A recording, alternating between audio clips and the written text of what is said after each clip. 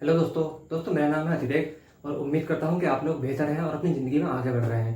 दोस्तों इस वीडियो में हम जानेंगे कि साल 1985 में कोको कोला ने कौन सी बड़ी गलती की थी। दोस्तों असल में ये एक एक्सपेरिमेंट था और इसे अमेरिका वाले तो आज तक नहीं भूले हैं और दोस्तों बिजनेस वर्ल्ड में इसे एक बड़ी डिजास्टर के तौर पर देखा जाता है। दोस्तों कार्बोनेटेड पेय पदार्थ के मार्केट में कोको कोला ही सबसे पहले आई थी। क्योंकि कोको कोला ही सबसे पहले आई थी तो वही लीडर भी थी। सबसे ज्यादा सेल किसकी होती थी? कोको कोला की। लेकिन दोस्तों फिर सन 1970 और 1980 के दशक के आसपास ये हुआ कि मार्केट में अब दूसरे नए कॉम्पिटिटर भी आ गए थे। कुछ नई वैरायटी आ गई थी, जैसे कि मार्केट में अब पेप्सी कोला भी थी, ठीक है। डाइट सॉफ्ट ड्रिंक एक अलग वैरायटी, नॉन कोला बेवरेज ये भी आने लगे थे, ठीक है। मतलब जो कार्बोनेटेड नहीं थे, कुछ अलग तरह के पेय पदार्थ ये भी मार्केट में आ गए। तो दोस्तों उससे हुआ क्या कि कोको कोला की जो मार्केट थी, कोको कोला की जो सेल थी, उसका जो रिवेन्यू था वो कम होने लगा। तो दोस्तों इससे कोको कोला का जो मैनेजमेंट था, ठीक है, कोको कोला कंपनी के जो ओनर थे, उनके दिमाग में एक मैसेज गया। उन्हें लगा कि शायद उन्हें अपने फार्मूला पे काम करना चाहिए, जो ओरिजिनल फार्मूला था कोक का। उन्होंने सोचा कि हमें इसे चेंज करना चाहिए, कि अब समय आ गया है कि हमें अपने फार्मूला को बदलना चाहिए। दोस्तों इसके लिए मैनेजमेंट ने एक अलग स्ट्रेटेजी बनाई। उन्होंने क्या किया, और दोस्तों तब तक कोको कोला को लगभग 99 साल हो चुके थे और कोको कोला अपने 100वें साल में चल रही थी जब उन्होंने अपने फार्मूला पे काम करा इसे चेंज करने पर। और एक चीज आप नोटिस करें दोस्तों कि वो फार्मूला क्यों चेंज कर रहे हैं? अपने कॉम्पिटिटर के दबाव में आके। क्योंकि जब उसकी सेल बढ़ रही थी तो इन्हें लगा कि शायद ये टेस्ट की वजह है, लेकिन बाद में हमें पता चलेगा कि असल में टेस्ट की वजह नहीं थी। उसे हम बाद में जानेंगे। दोस्तों इसके लिए इन्होंने एक ब्लाइंड टेस्ट किया, जिसमें इन्होंने 2 लाख लोगों को लिया। दोस्तों ये ब्लाइंड टेस्ट क्या था? दोस्तों इसमें जो 2 लाख लोग थे उनकी आंखों पर पट्टी बांधी गई, ठीक है, और उन्हें बिना देखे कुछ कोल्ड ड्रिंक्स, सॉफ्ट ड्रिंक पीने के लिए दी गई। इनमें क्या क्या था? इनमें एक तो थी जो पुरानी वाली कोक जो पहले से आ रही थी, ठीक है, और जो इनका नया फार्मूला था, जो नई कोक थी वो थी इसमें। और इसके अलावा जो मार्केट में दूसरी सॉफ्ट ड्रिंक आ रही थी वो थी अदर सॉफ्ट ड्रिंक्स, ठीक है, ये पीने को दी गई। तो दोस्तों इस रिजल्ट का ये जो रिसर्च थी, इसका जो रिजल्ट जब आया तो उसमें लोगों ने ये कहा टेस्ट करने के बाद कि भाई जो नई कोक है, जो इनका नया फार्मूला है, उसका टेस्ट बहुत बेहतरीन है। अब दोस्तों एक बात है कि जब रिसर्च में नई कोक का टेस्ट बेहतर है तो फिर तो बाकी के लोगों को भी जो नई कोक है उसी का टेस्ट बढ़िया लगना चाहिए, ठीक है। तो मार्केट जो मतलब मैनेजमेंट के लोग थे कोको कोला के, उन्होंने क्या किया कि जो नई कोक थी उसे लॉन्च कर दिया, ठीक है। मार्केट में अब नई कोक आ गई। अब दोस्तों आप देखना कि कितना बड़ा चेंज आया।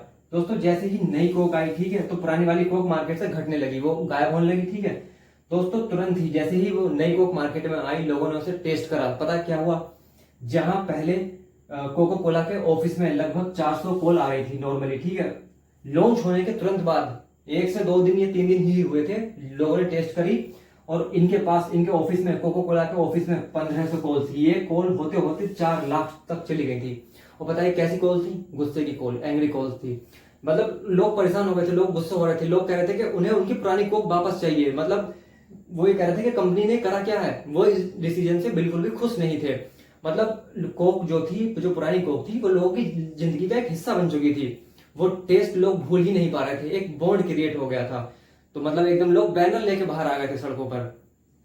अब दोस्तों जब कंपनी ने लोगों की तरफ से ऐसा रिएक्शन देखा तो उन्होंने लोगों ने तुरंत ही 2 से 3 महीने के अंदर ही जो नई कोक थी वो भी आती रही, ठीक है, उसकी मतलब उसकी सप्लाई को कम कर दिया और जो पुरानी कोक थी उसकी सप्लाई को बढ़ा दिया। वो भी आती रही नई कोक भी, ठीक है, और पुरानी कोक भी वो ले आए मार्केट में। लेकिन कुछ टाइम बाद जो नई कोक थी वो खत्म हो गई और जो पुरानी कोक थी कोको कोला क्लासिक के नाम से वही चलती रही।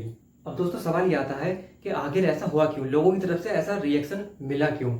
दोस्तों देखिए ऐसा होता है कि हमारा जो बाइंग डिसीजन होता है, ठीक है, किसी भी चीज को लेने का या मान लो किसी को वोट करने का, तो इसके पीछे बहुत सारे फैक्टर होते हैं। मतलब हमारा डिसीजन बहुत सारे दूसरी चीजों से प्रभावित होता है। अब उसमें कुछ चीजें बहुत मेन है, कुछ खास करके मैं यहाँ पर आपको 3 चीजें ऐसी बताऊंगा जो बहुत ज्यादा इंपैक्ट डालती है हमारे डिसीजन पे, ठीक है।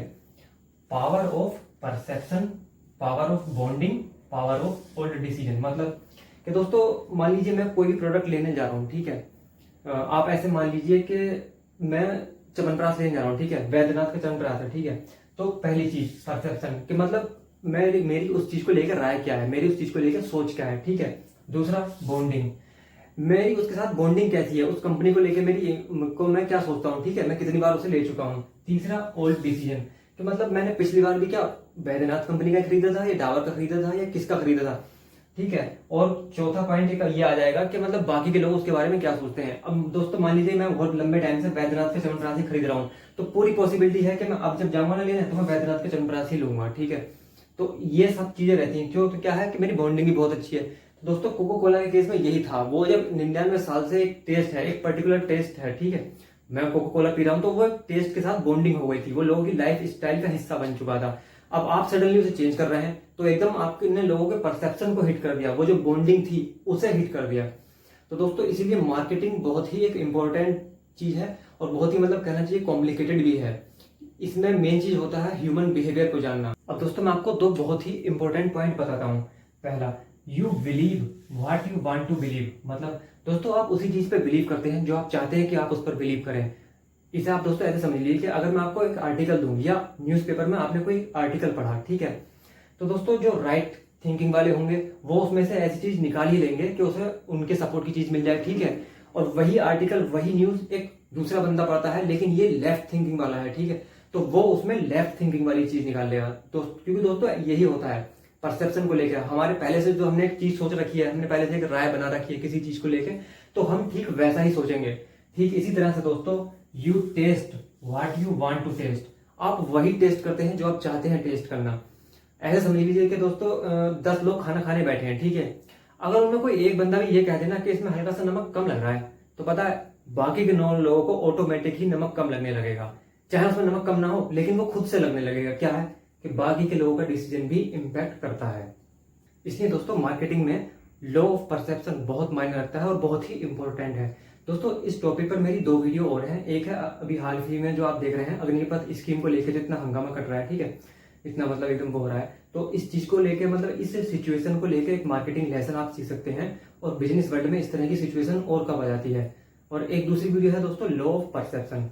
दोस्तों वीडियो बहुत ही इंटरेस्टिंग और सिंपल है, आप उन्हें इन 2 वीडियो को जरूर देखें। दोस्तों यह जानकारी आपको पसंद आई है तो वीडियो को शेयर करें, चैनल को सब्सक्राइब करें। Thank you so much. आपसे फिर मुलाकात होगी नेक्स्ट वीडियो में।